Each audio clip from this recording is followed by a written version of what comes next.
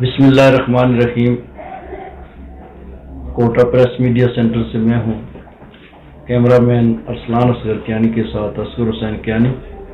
ناظرین، آج ہماری خوش قسمتی ہے کہ ہمارے کوٹا کے اندر الشباز میڈیکل کمپلیکس میں ڈاکٹر جبران باری خان کارڈیالوجسٹ موجود ہیں، اور میں سمجھتا ہوں کہ آج کل جو دل کے امراض ہیں اس کے لیے کوٹا میں ان کا ہونا انتہائی لازمی ہے، اور عوام کو اس سے بڑا ریلیف ملے گا، بجائے اس کے کہ کوٹا کے جو غریب لوگ ہیں وہ پنڈی جا کر ہزاروں روپے خرچ کر کے اپنا معائنہ کروائیں گے. وہ ان 2 دنوں میں یہاں سے اپنا معائنہ کروا دیں گے.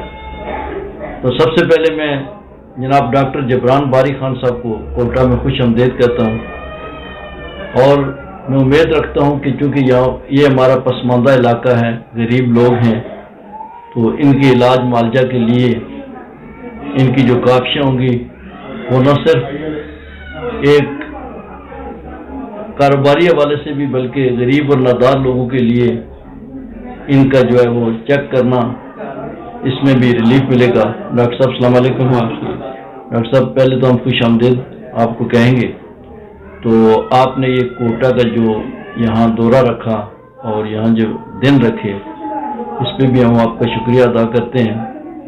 تو میں چاہوں گا کہ آج چونکہ ناظرین جو اکثریت لوگوں کی دل کی مریض ہے، اس حوالے سے پہلے آپ اپنا تعارف کروا دیں. پہلے آپ سارا کر کے اس کے بعد چند سوال میرے میں وہ آپ سے پوچھوں گا، ان کے جواب بھی ناظرین تک پہنچا دیں. ٹھیک ہے. میں ڈاکٹر جبران باری خان یہاں پہ الشباز ہاسپٹل کوٹا میں ایز اے کارڈیولوجسٹ کام کر رہا ہوں.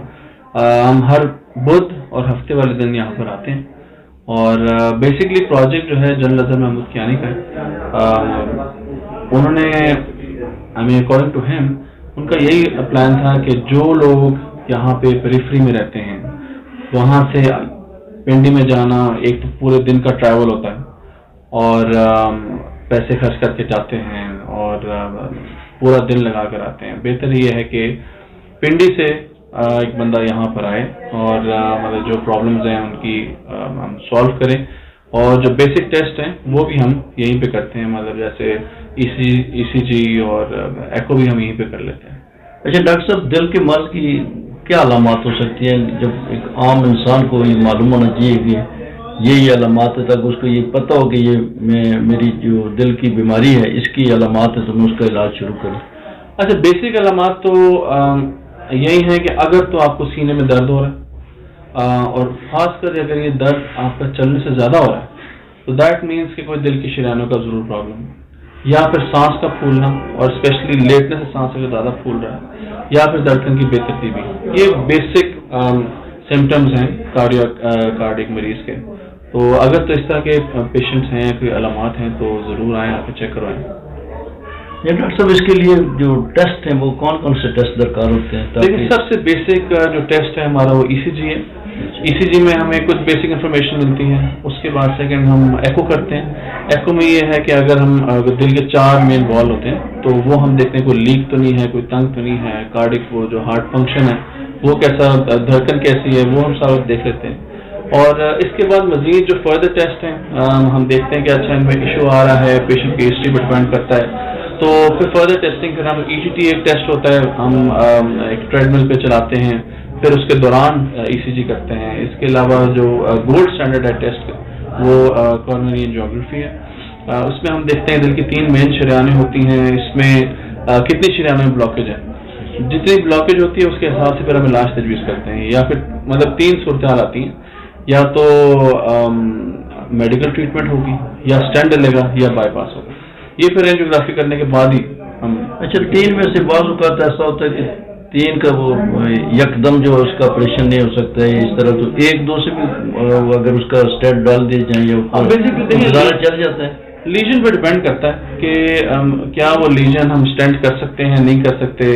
اس کی مطلب لینتھ کتنی ہے, ایج کتنی ہے, بہت سارے فیکٹرز ہوتے ہیں. تو یہ پھر ہم اینجیوگرافی کرتے ہیں, پھر ہم پیشنٹ کے ساتھ اٹینڈنٹ کے ساتھ ڈسکس کرتے ہیں, پھر اس کے بعد ہم علاج جو ہے نا اوپینین دیتے ہیں. اچھا, میں چاہ رہا تھا کہ اس میں جو ہے یہ آپ کا آگے پروگرام ہے کہ یہاں پر وہ ایسا سیٹ اپ بھی بن سکے جو اسٹیڈ وغیرہ یہیں ڈالے جا سکیں. ابھی تو ہم چک شہزاد میں کر رہے ہیں, میڈیکل کارڈک سینٹر میں, وہاں پہ جنرل نظر کیانی ہے, تو زیر نگرانی ان کی ہماری بیسک ایک ٹیم ہے. تو یہاں کے میں بھی گیا تھا, آپ سے وغیرہ کروائی تھی. ہاں بالکل. تو جو ڈیزرونگ پیشنٹس ہوتے ہیں پھر ہم جو فردر ٹیسٹنگ ہے پھر ہم وہاں پہ کرتے ہیں. خاص کر جن لوگوں کے پاس صحت کارڈ ہے تو ان کی اینجیوگرافی اینجیوپلاسٹی وغیرہ بالکل فری آف کاسٹ ہو جاتی ہے. مطلب ان کا ایک چونکہ میرے خیال میں الشہباز میڈیکل کمپلیکس بھی جو ہے وہ صحت کارڈ کے حوالے سے ان لوگوں کے ساتھ ان کا وہ ہے معاملات ہیں. تو یہ ہے کہ یہاں بھی جو ہے وہ لوگ یہاں سے کروا سکتے ہیں, اس کے بجائے پنڈی جانے کے یہاں کروا سکتے ہیں. اچھا, کوئی غریبوں کے لیے جس کے پاس صحت کارڈ بھی نہیں ہے, عام تو آپ کو پتا ہے کہ جو بینظیر انکم سپورٹ والے لوگ تھے ان کا کارڈ وغیرہ بنا ہے, صحت کارڈ وغیرہ بنا ہے, تو جو باقی لوگ ہیں اکثریت لوگوں کی ایسی ہے جن کے پاس صحت کارڈ نہیں ہے, اور یہ آپ کو پتا ہے کہ یہ کوٹا تحصیل بڑی پسماندہ تحصیل ہے, بڑے دور دراز سے لوگ دیہاتوں میں رہتے ہیں, اتنے ایفرٹ بھی نہیں کر سکتے ہیں. تو اگر اس قسم کا کوئی غریب نادار یا کوئی اس قسم کا کوئی اگر مریض ہے تو اس کے لیے آپ کوئی ریلیف دیں گے؟ بالکل دیتے ہیں جی. ہم جو ہمارے ریٹس ہیں, جو کوٹا والوں کے لیے جو ریٹس ہیں وہ اسپیشل ہمارا ڈسکاؤنٹڈ ریٹ ہوتا ہے. تو جو ہم عام پاپولیشن سے لیتے ہیں اسلام آباد, وہاں پہ مطلب جو یہاں کے پیشنٹس آتے ہیں وہ کافی زیادہ ہم ڈسکاؤنٹ کرتے ہیں وہاں پہ. بالکل. اچھا. تو اس حوالے سے ہماری چونکہ کمیونٹی ویلفیئر سوسائٹی ہے جو عرصہ 22-23 سال سے یہاں کام کر رہی ہے, تو اس کے حوالے سے اگر ہمارا کوئی مریض ہوا اس قسم کا کہ جو انتہائی غریب ہے وہ اپنے پر نہیں کرا سکتے, تو اس کے لیے بھی کوئی ریلیف دیں گے آپ؟ بالکل دیں گے. اس میں بس یہ ہے کہ اگر تو صحت کارڈ کا ہے تو پھر تو 100% ریلیف ہے, اگر تو صحت کارڈ نہیں ہے تو پھر اس میں اسپیشل ڈسکاؤنٹ ہم بہت دیتے ہیں. حوالے سے اور بھی کوئی جو ہے وہ عوام کو کوئی پیغام دینا چاہیں کوئی اس حوالے سے؟ بس دیکھیں, ہمارا کنسرن تو زیادہ یہی ہے آج کل کہ یہ بیماری پہلے جو 50 سال سے اوپر موسٹلی کنسیڈر کی جاتی تھی, اب یہ جو ہے بیماری آہستہ آہستہ ینگر ایج لاٹس میں بھی آنا شروع ہو گئی ہے. مطلب ہمارے پاس پیشنٹ ایڈمٹ ہوئے ہیں میجر ہارٹ اٹیک, ینگسٹ جو ہے وہ 18 سال کا لڑکا وہ داخل ہوا تھا, 20s میں داخل ہوتے ہیں, 30s میں داخل ہوتے ہیں. تو I mean it's very much common کہ اب جو ہے ینگر لاٹ میں بھی اب پیشنٹس آ رہے ہیں. تو بہت بیسک اس کی وجہ ایک تو فیملی ہسٹری ہے, مطلب اگر تو خاندان میں دل کی بیماری چل رہی ہے تو ان میں بہت پروپینسٹی ہوتی ہے ان میں بیماری آ جائے. اور سیکنڈ سگریٹ اسموکنگ.